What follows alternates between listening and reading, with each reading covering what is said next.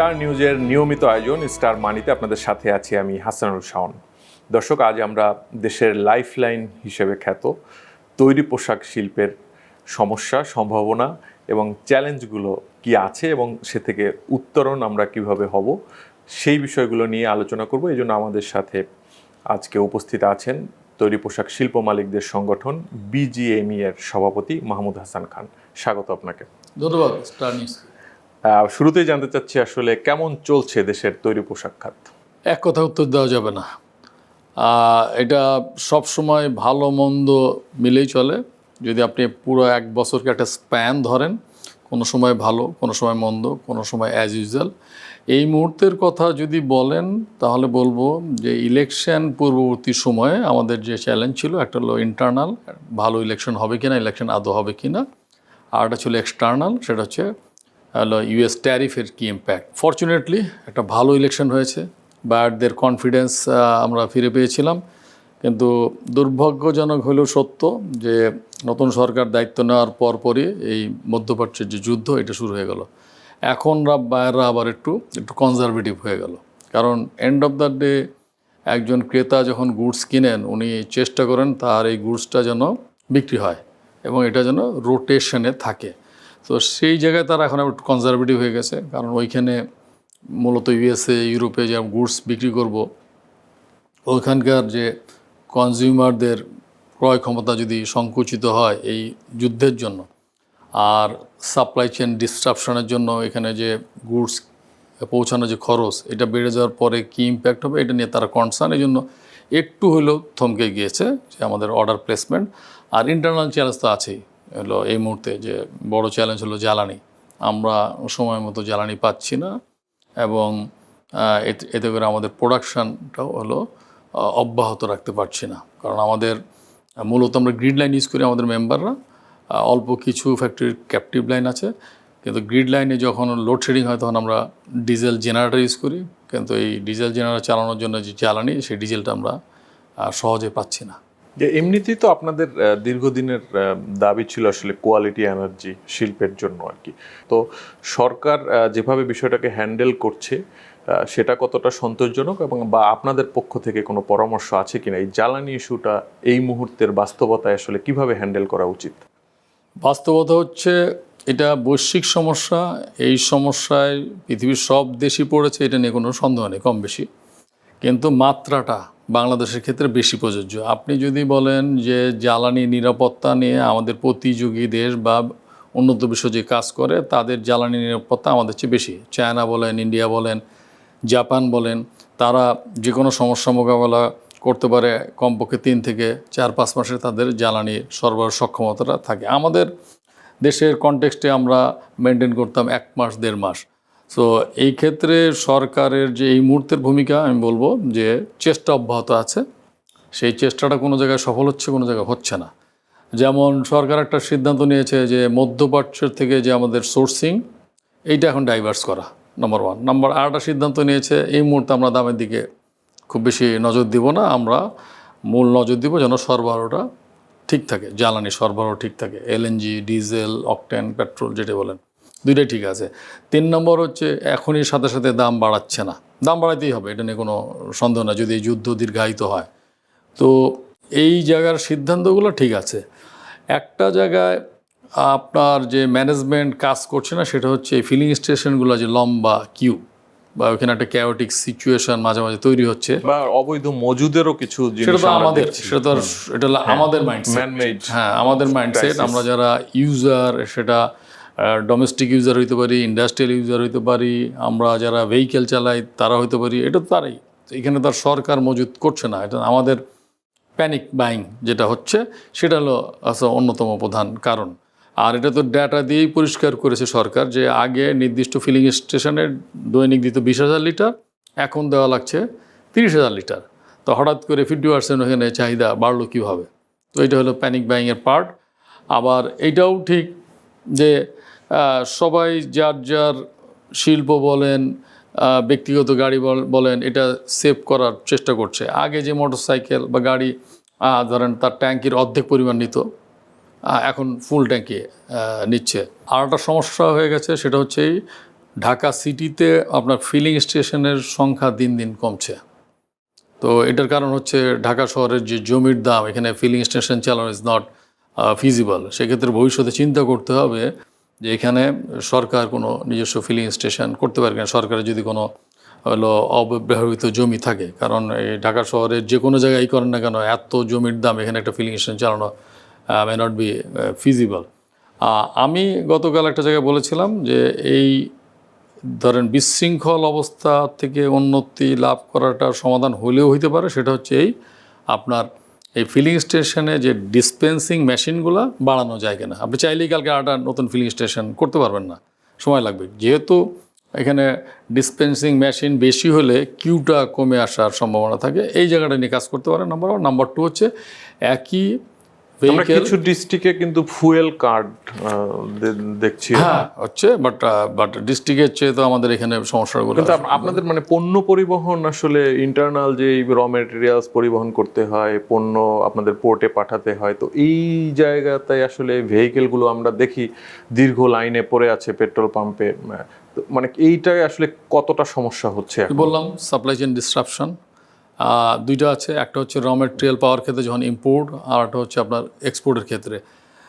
Somehow যেহেতু আমরা মোটামুটি এই ট্রান্সপোর্ট সিস্টেমটাকে আমরা যারা এক্সপোর্টের সাথে জড়িত সবই আউটসোর্সিং করি, নিজস্ব ট্রান্সপোর্ট ব্যবস্থা খুব কম ফ্যাক্টরি আছে। তো আউটসোর্সিং করার কারণে তাদের সাথে আমাদের ইয়ারলি এগ্রিমেন্ট থাকে বা যে কোনো এগ্রিমেন্ট থাকে, তারা সামহাও ম্যানেজ করছে, এবং কিন্তু সমস্যা হচ্ছে। সে সমস্যা হচ্ছে এই জন্য যে একটা ট্রাক ঢাকা থেকে চিটাগাং যেতে 7 ঘন্টা লাগে, তারপর আর একটা ইম্পোর্ট কার্গো নিয়ে পরে ফিরে আসে। এখন দেখা যাচ্ছে যে তাকে এই ডিজেলের জন্য কোনো কিউতে যেয়ে 5 ঘন্টা বা 4 ঘন্টা থাকতে হচ্ছে। তো এটা হলো তার জন্য এই ব্যবসাটা এক্সপেন্সিভ হয়ে যাচ্ছে। তো এইটা আজ হোক কাল হোক আমার কাছে পাস অন করার চেষ্টা করবি, তাহলে কি দাঁড়ালো যে আমার ব্যবসা করার খরচ সে বেড়ে গেল। আমি এবার এটা হলো আমার বায়ারের কাছে কিন্তু পাস অন করতে পারবো না, চেষ্টা করব। কেন পারবো না? আমার ব্যবসাটা হলো বৈশ্বিক, আমার সাথে কম্পিট করছে ভারত, ভিয়েতনাম, শ্রীলঙ্কা, চায়না। তো তাদের এই সিচুয়েশনটা এত কিন্তু অ্যাকিউট না, কারণ তারা জ্বালানির যে নিরাপত্তার বিষয়টা তারা আমাদের চেয়ে অনেক অ্যাডভান্স লেভেলে আছে। So this are the challenge. এখন আরেকটা সাজেশন আসছে যেটা আপনি বললেন যে জ্বালানি কার্ড, এটা এখন একটা অ্যাপস করা যায় কি না, বা হলো আপনার কিউআর কোড হইতে পারে, ওটিপি হইতে পারে, যে নির্দিষ্ট জায়গায় আপনি রেজিস্ট্রেশন করবেন based on your vehicle registration number, এবং আপনার একটা ওটিপি জেলায় ফুয়েল অ্যাপ চালু হয়েছে আমরা দেখেছি। তাহলে এটা করতে হবে আরও, এবং একটা ওটিপি থাকলে ওটিপি হইতে পারে, কিউআর কোড হইতে পারে। সো এটার যেন যেটা হয় যেন হোর্ডিং না হয়। এমনি এই সিচুয়েশনে মানে প্রোডাকশন কস্ট তো আপনি বলছিলেন যে বাড়ছে, মানে প্রোডাকশন হ্যাম্পার্ড হচ্ছে কিনা আসলে এই ক্রাইসিসে, মানে সেক্ষেত্রে শিপমেন্ট ডিলে বা এই ধরনের ঝামেলা এখন আসলে শুরু হয়েছে কিনা? প্রোডাকশান তো হ্যাম্পার্ড হচ্ছে এই জন্য বললাম যে আমাদের লোডশেডিং হয়।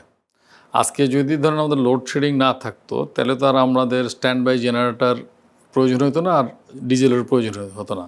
সো লোডশেডিং হচ্ছে ক্ষেত্রভেদে, কোনো জায়গায় 2 ঘন্টা, কোনো জায়গায় 4 ঘন্টা, 5 ঘন্টা। সো এখানে যখন আমি জ্বালানি পাবো না, তখন কি হবে যে আমার গ্রিড লাইনের ইলেকট্রিসিটি আসার জন্য অপেক্ষা করতে হবে। তো অপেক্ষা করলে তার মানে আমার প্রোডাকশন ডিসরাপশন হলো। তো আমি রাইট টাইমে শিপমেন্ট করতে পারলাম না। রাইট টাইমে শিপমেন্ট করতে না পারলে হয় ডিসকাউন্ট হবে, না এয়ারফিট হবে, আর বেশি লম্বা হলে ক্যান্সেল হবে। তো এখানে এটা নির্ভর করে কোন ক্রেতার সাথে আমার টার্মস কী আছে। কেউ হয়তো 2 দিন 3 দিন দেরি হলেও মানবে, কেউ হয়তো 1 সপ্তাহ মানবে, কেউ হয়তো আদৌ মানবে না। ইতিমধ্যে এটা হয়তো অন্য কোনো কারণে ডিলে হয়ে গেছে। সো এই চ্যালেঞ্জগুলো যখন আসে তখন হয় কি, কিছু ফ্যাক্টরি ব্যাংক্রাপ্ট হয়ে যায়। সো সেই জন্য যত তাড়াতাড়ি সম্ভব ওই যেটা বললাম টেকনোলজি ব্যবহার করে, সরকার তো বারবার অ্যাসিওর করছে যে আমার সাপ্লাই সমস্যা নাই, দাম বেশি হলে আমি কিনছি, কিন্তু এটা এখন কিছুটা মিসম্যানেজমেন্ট হচ্ছে। বেশ কয়েক মাস ধরে আমরা দেখছি যে এক্সপোর্টে একটা নেগেটিভ গ্রোথ আর কি, মানে এটার কারণটা কি? আর এই সিচুয়েশনে আসলে রপ্তানি আরও কমে যাওয়ার, আপনি বলছিলেন যে ভোক্তারা তাদের কনজামশন হয়তো কমিয়ে দিচ্ছে, বায়াররা কম অর্ডার করছে, মানে সেই জায়গায় আসলে ইম্প্যাক্টটা কি দেখছেন? আগের যে ডিক্লাইনিং ছিল, ধরুন আগস্ট থেকে আপনার হলো মার্চ পর্যন্ত, বা আমি ফেব্রুয়ারি পর্যন্ত বলবো, মার্চ ডিফারেন্ট স্টোরি। এইটা বেসিক্যালি হয়েছে আমাদের অ্যানালিসিস বলে ইউএস ট্যারিফের কারণে। তো ইউএস ট্যারিফের কারণে ধরেন আমরা যেটা প্রথমে বলেছি, প্রথম 1 মাস 2 মাসের শিপমেন্টের যে এক্সট্রা ট্যারিফ আমরা শেয়ার করেছি, কিছুটা বায়ার, কিছুটা যারা মাঝখানে ইম্পোর্টার আছে বা আমরা ম্যানুফ্যাকচার। কিন্তু দিনের শেষে আমরা তখনই বলেছিলাম যে এটা কিন্তু কনজিউমারের শোল্ডারে যাবে, গিয়েছে। তো কনজিউমারের শোল্ডারে যাওয়ার কারণে কিন্তু তাদের ক্রয় যে ক্ষমতা সেটা সংকুচিত হয়েছে, তার জন্য অর্ডার প্লেসমেন্ট কমে গেছে। আর একটা চ্যালেঞ্জ আমরা ফেস করেছি, সেটা হচ্ছে এই, আমরা যখন একটু গুড শেপে ছিলাম in terms of negotiation comparing to India, China, তখন আপনার এই ইন্ডিয়ান ম্যানুফ্যাকচারার, চাইনিজ ম্যানুফ্যাকচারার এরা খুব অ্যাগ্রেসিভ প্রাইস দিল টু আপনার ইউরোপিয়ান বায়ারদের কাছে। তো ইউরোপিয়ান বায়াররা তখন ওদিকে গেল, তাতে করে এটাও আমাদের এখানে একটা ইম্প্যাক্ট হইলো যে declining trend. And in addition to that situation নতুন করে আসলো হলো এই মধ্যপ্রাচ্যের যুদ্ধ। সো এইটা সিচুয়েশনকে আরও আরও আরও বলবো ডায়ার করবে, এটা নিয়ে কোনো সন্দেহ নেই। এখন এইটা আমরা কীভাবে অ্যাড্রেস করবো, কীভাবে মোকাবেলা করবো, সেটা নিয়ে আমাদেরকে কাজ করতে হচ্ছে। সেটা নিয়ে আমরা আরও বিস্তারিত আলোচনা করবো। একটা বিরতি নিয়ে আসছি। দর্শক নিচ্ছে একটা বিরতি, সাথেই থাকবেন। দর্শক দেখছেন স্টার মানি। বিরতির পর আবার আমন্ত্রণ, আমরা ফিরছি আলোচনায়। আপনি বলছিলেন যে আসলে এই চ্যালেঞ্জগুলোর কথা এতক্ষণ আমরা আলোচনা করছিলাম, তো সেই জায়গা থেকে বোঝাই যাচ্ছে যে একটা চাপ আমাদের সামনে আসছে এবং বেশ এটা রপ্তানিতে একটা বড় ধরনের ধাক্কাও লাগতে পারে। তো মানে সেই জায়গা থেকে আসলে এই সিচুয়েশন হ্যান্ডেল করার জন্য মানে কি পরিকল্পনা আপনারা নিচ্ছেন? সিচুয়েশন হ্যান্ডেল করার জন্য আমাদের পরিকল্পনার অংশ হিসেবে আমরা যে ঈদের আগে আমরা একটা স্যালারি সাপোর্ট গভর্নমেন্টের কাছে চেয়েছি, যে যেহেতু export declining, cash flow management করতে সমস্যা হচ্ছে, তো এই নতুন গভর্নমেন্টের কাছে অ্যাপ্রোচ করার 3 দিনের মধ্যে আমরা সিদ্ধান্ত পেয়ে গেছি। এবং এবারই প্রথম ঈদের আগে কোনো ধরনের কেওয়াজ আমরা দেখিনি তৈরি পোশাক শিল্প। হ্যাঁ, এটার পিছনে ধরেন শ্রম মন্ত্রণালয়ের ভূমিকা আছে, মাননীয় প্রধানমন্ত্রীর ভূমিকা আছে এবং আমাদের ভূমিকা, সবাই মিলে প্লাস শ্রমিক ফেডারেশন সবাই সহযোগিতা করেছে। এবং এই যে স্যালারি সাপোর্টটা দেওয়া হয়েছে, এটাও একটা বড় কারণ। এইটা দেওয়াতে খালি ঈদের আগে সমস্যার সমাধান মানে হয়েছে তা না, এটা হলো আপনার ধরেন যে নেক্সট আপনার 5-6 মাসেরও একটা সাপোর্ট দিবে, যে ক্যাশ ফ্লোতে এটা তো ধরেন 12 মাসের জন্য একটা লোন পাওয়া গেছে এবং এটা প্রিভেলিং ইন্টারেস্ট রেট। কিন্তু ইন্ডিভিজুয়াল ফ্যাক্টরি অনেক হেল্প হয়েছে, নট নেসেসারি সবাই নিয়েছে। আমাদের অ্যানালিসিস, আমাদের ডাটা বলে প্রায় 2200 মেম্বারের মধ্যে যারা ডিরেক্ট এক্সপোর্ট করে, তো 1100 ফ্যাক্টরি নিয়েছে, বাকিরা নেয়নি। সো যার দরকার সে নিয়েছে। সো এই বিষয়টা আমাদেরকে হেল্প করেছে, 1 নম্বর। 2 নম্বর হচ্ছে আমরা হলো এই সিচুয়েশনকে অ্যাড্রেস করার জন্য যেটা আপনি, আমি, আমরা সবাই চাই, সেটা হলো জ্বালানি নিরাপত্তা। তো সেটা যেন মানে অব্যাহত থাকে, সেটা নিয়ে জ্বালানি মন্ত্রণালয়ের কাছে আমাদের অ্যাপ্রোচ। আমরা হয়তো সময় পাবো আজকে কালকে মিটিংয়ের, ওইখানে আমাদের কনসার্নটা জানাবো এবং পসিবল সলিউশন কী হইতে পারে সেটাও আমরা জানাবো, কারণ সমস্যা আমরা মোটামুটি সবাই জানি। আপনারা সম্প্রতি গভর্নরের সাথে একটি বৈঠক করেছেন, তো সেখানে আপনাদের যে তহবিলটা সেটা মানে আরও বাড়ানোর একটা দাবি আমরা দেখেছি আর কি, মানে সেটা আসলে কিভাবে সহায়ক হতে পারে আপনাদের জন্য? গভর্নর সাহেবের সাথে আমরা দেখা করে যে জিনিসটা চেয়েছি সেটা হচ্ছে যে ইডিএফ, এক্সপোর্ট ডেভেলপমেন্ট যে ফান্ড, সেইটা কিন্তু একটা সময় ছিল 7 বিলিয়ন, এখন হলো বিলো 3 বিলিয়ন। তো আমরা বলেছি যেহেতু এখন রিজার্ভ সিচুয়েশন বেটার, যেন এই এক্সপোর্ট ডেভেলপমেন্ট ফান্ডটা আরও বাড়ানো হয়।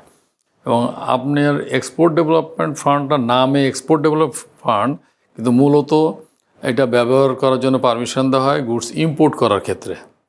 আমরা আমাদের যে অ্যাপ্রোচ সেটা হচ্ছে এই, যে এইটা যেন এক্সপোর্টের ক্ষেত্রেও এই ফান্ড ব্যবহার করার সুযোগ থাকে এবং এটা যেন সাইজটা বড় করা হয়। তো উনি বলেছেন যে IMF-এর সাথে ওনাদের একটা সর্ট অফ আন্ডারস্ট্যান্ডিং আছে যে কোন পর্যন্ত ওনারা এক্সপোর্ট ডেভেলপমেন্ট ফান্ড হলো এক্সপ্যান্ড করতে পারবেন, এবং উনি আশাবাদী যে এখনই না হলেও অন্তত 3 মাস পরে এটার একটা সুযোগ তৈরি হবে, যে IMF-এর সাথে কথাবার্তা বলেই যে এখানে এই এই EDF ফান্ডটা আপনার এক্সপ্যান্ড করলে রপ্তানিতে কী কী সুযোগ সুবিধা বাড়বে। সো মূল টার্গেট তো একটা রাষ্ট্রের হলো আপনার কর্মসংস্থান তৈরি করা, যেটা গভর্নর সাহেব, মাননীয় প্রধানমন্ত্রী, অর্থমন্ত্রী সবাই বলছেন যে আমরা কর্মসংস্থান তৈরি করতে চাই আমরা বন্ধ ফ্যাক্টরিগুলো চালু করতে চাই। সো আমাদের বক্তব্য হচ্ছে বন্ধ ফ্যাক্টরি চালু করা অবশ্যই ভালো সিদ্ধান্ত, কিন্তু তার আগে যেসব ফ্যাক্টরিগুলো স্ট্রাগল করছে সেগুলো যেন বন্ধ হয়ে না যায় সেই ব্যাপারে উদ্যোগ নেওয়া। তারই অংশ হিসেবে আমরা বলেছি যে আগে যেমন একটা আমাদের একটা ক্রেডিট লাইন ছিল which is called packing credit, সেটা পুনরায় চালু করা, আর হলো ইডিএফটা এক্সপ্যান্ড করা। সেক্ষেত্রে এই বন্ধ কারখানার চালু করার ব্যাপারটা গভর্নর মহোদয় কিছুদিন আগেও বেশ জোর দিয়ে বলেছেন। মানে এটা নিয়ে কোনো পলিসি হচ্ছে কিনা বা সে ধরনের আলোচনা আসলে আগাচ্ছে কিনা? বাংলাদেশ ব্যাংক এটার জন্য আলাদা করে পলিসি করবে কিনা এটা আমার জানা নাই, কিন্তু আমরা যেটা বুঝি ওই সমস্ত বন্ধ ফ্যাক্টরি চালু করতে হবে বা করা উচিত যাদের অ্যাসেট লায়াবিলিটির মধ্যে মিনিমাম একটু ব্যালেন্স আছে। ঠিক আছে, আমি ধরেন একটা ফ্যাক্টরি বন্ধ হয়ে গেছে, সেই নির্দিষ্ট এন্টারপ্রেনার চালু করতে চাইলে তাকে কি সাপোর্ট দিতে হবে সেটা একটা বিষয়। আর একটা বিষয় আছে, নট নেসেসারি যে ওই আগের এন্টারপ্রেনারই এটা চালাবেন, অন্য কেউ টেক ওভার করতে পারে। তো অন্য কেউ টেক ওভার করলে তার অ্যাসেট লায়াবিলিটি সিচুয়েশনটা কী সেটা নিয়ে কাজ করতে হবে। এখন ধরেন একটা কোনো কোম্পানি যদি অ্যাসেট বেস থাকে সে 10 মিলিয়ন আর লায়াবিলিটিতে যদি থাকে সে 30 মিলিয়ন, তাহলে তো ডিফিকাল্ট হবে। সো এই জায়গাটায় পলিসি সাপোর্ট লাগবে যে এই ফ্যাক্টরি আছে, কেউ যদি এটা টেক ওভার করতে চান, দিস আর দ্য সিনারিও। দিনের শেষেগুলো তো রাষ্ট্রের সম্পদ, মেশিন পড়ে আছে, বিল্ডিং পড়ে আছে, এটা রাষ্ট্রের সম্পদ। রাষ্ট্রের সম্পদ যেন নষ্ট না হয়। নতুন এন্টারপ্রেনার এসে বা এক্সিস্টিং এন্টারপ্রেনার যিনি এক্সপ্যান্ড করতে চান উনি যদি টেক ওভার করেন, সেটাই হবে সবচেয়ে হলো উইন উইন সিচুয়েশন। দীর্ঘদিন ধরে অন্তর্বর্তীকালীন সরকারের যেই টাইমটা, সেই সময় আমরা দেখেছি যে বিনিয়োগে এক ধরনের স্থবিরতা ছিল। তো এখন তো রাজনৈতিক সরকার দায়িত্ব নিয়েছে, তো এখন তো এই সিচুয়েশনটা ডেভেলপ করার কথা, যদিও বৈশ্বিক নানা চ্যালেঞ্জ আসলে এর সাথে সে যুক্ত হয়েছে। তো সেক্ষেত্রে নতুন বিনিয়োগ আসা বা বিনিয়োগ এক্সপানশনের ক্ষেত্রে আপনাদের সেক্টরের আসলে উদ্যোক্তাদের অবস্থানটা কি, বা নতুন বিনিয়োগ কতটা আসতে দেখছেন? স্থানীয় বিনিয়োগকারী বা বাইরের বিনিয়োগকারী অথবা ক্রেতা সবাই অপেক্ষা করছিল এই ট্রানজিশন টাইমটার জন্য, যে একটা ভালো নির্বাচন হলে নির্বাচন পরবর্তী সময়ে যদি আইন শৃঙ্খলা পরিস্থিতির উন্নতি হয়, কোনো ধরনের বড় বিশৃঙ্খলা না হয়, তাহলে আবার সবাই নতুন করে বিনিয়োগ করবে। হিস্ট্রিক্যালি তো এই মুহূর্তে প্রাইভেট সেক্টরের হলো ইনভেস্টমেন্ট ইয়েটা সবচেয়ে লোয়েস্ট। এই কারণে আনফর্চুনেটলি সরকার দায়িত্ব নেওয়ার পরই হলো আপনার এই মিডল ইস্টের ক্রাইসিসটা তৈরি হলো। এখন আবার সবাই একটু, আমরা স্থানীয় বিনিয়োগকারী আবার একটু সবাই কনজারভেটিভ হয়ে গেলাম। কেন হলাম? যে এক্সিস্টিং যেটা আছে এটাকে রক্ষা করি। তো এখন এক্সিস্টিংটা রক্ষা করার পরে এই সিচুয়েশনটা ইমপ্রুভ করলে সবাই কিন্তু বিনিয়োগ করবে বলে আমি আশাবাদী। কারণ এখন পর্যন্ত সরকারের যে স্টেটমেন্ট এসছে, বিশেষ করে প্রধানমন্ত্রীর কাছ থেকে যে স্টেটমেন্ট এসছে, মনে হয়েছে আমাদেরকে যে প্রো বিজনেস।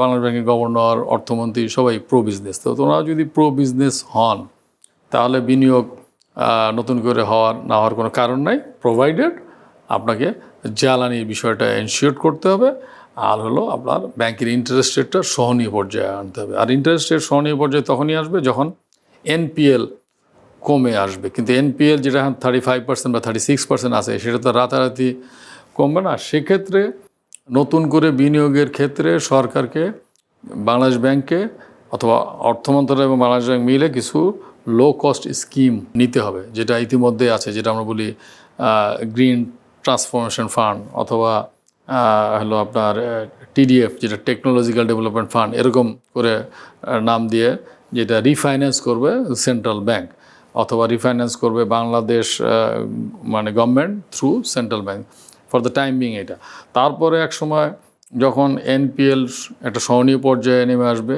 তখন রেগুলার হলো আপনার যে আমাদের যেটা তফসিলি ব্যাংক বলি, ওখান থেকে আমরা ফাইন্যান্স নিব। আর ইন অ্যাডিশন যেটা বাংলাদেশের ক্ষেত্রে খুব ডিফিকাল্ট, সেটা হচ্ছে আপনার পুঁজিবাজার থেকে টাকা নেওয়া।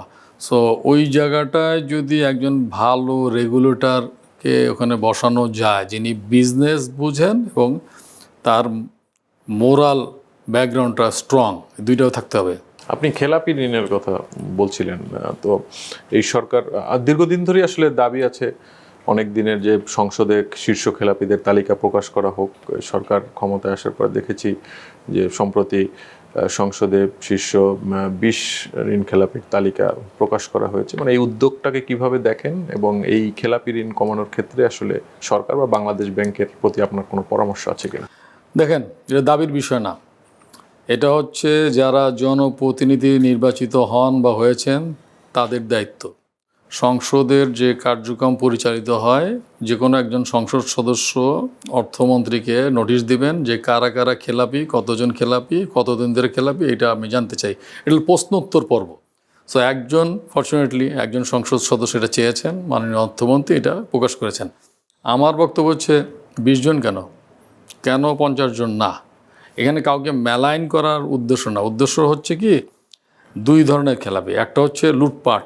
এই 20 জনের যে নাম প্রকাশিত হয়েছে, আমি যদি ভুল না করি 1 জন 2 জন বাদে সবই হলো লুটপাট, এটা খেলাপি না। আপনি যদি 50 জনের তালিকা প্রকাশ করতেন তাহলে আপনি দেখতেন যে কেউ কেউ খেলাপি হয়েছে আর কারা কারা লুটপাট করেছে।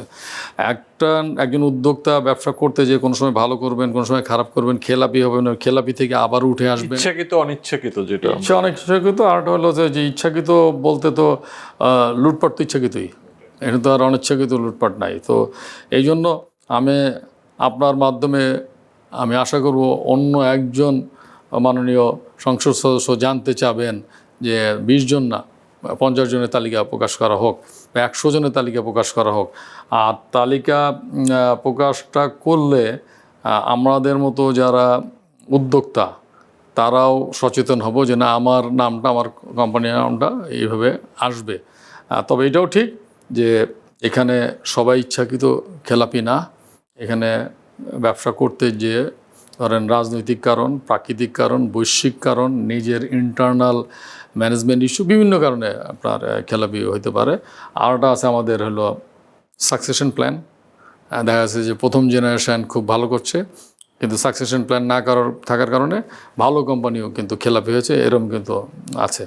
সো সব কিছু সারফেসে আসলে ভালো। এখান থেকে আমরা যারা বুদ্ধিমান হইতে চান তারা দেখে শিখবেন। আপনাকে অনেক ধন্যবাদ স্টার নিউজকে সময় দেওয়ার জন্য। আপনাকে ধন্যবাদ। দর্শক, এতক্ষণ সাথে থাকার জন্য ধন্যবাদ। সবাই ভালো থাকবেন, সুস্থ থাকবেন। আজ এখানেই শেষ করছি। ধন্যবাদ সবাইকে।